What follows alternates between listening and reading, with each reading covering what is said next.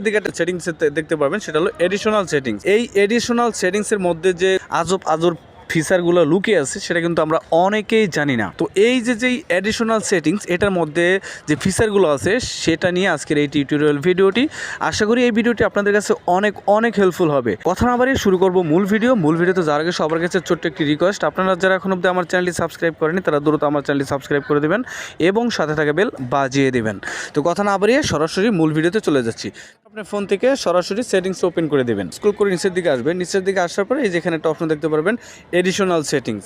Just এখান থেকে additional সেটিংসের এখানে একটা ক্লিক করে দেবেন। এখানে ক্লিক করার পর প্রিয় দর্শক দেখতে পারবেন এখানে কত সেটিংস আছে। যে ডেট অ্যান্ড টাইম, এখানে যে অপশনটা আছে, আমরা অনেকে আছি অ্যান্ড্রয়েড ফোনে ডেট অ্যান্ড টাইম কোন জায়গায় আমরা কিন্তু সেটা সেট করতে পারি না।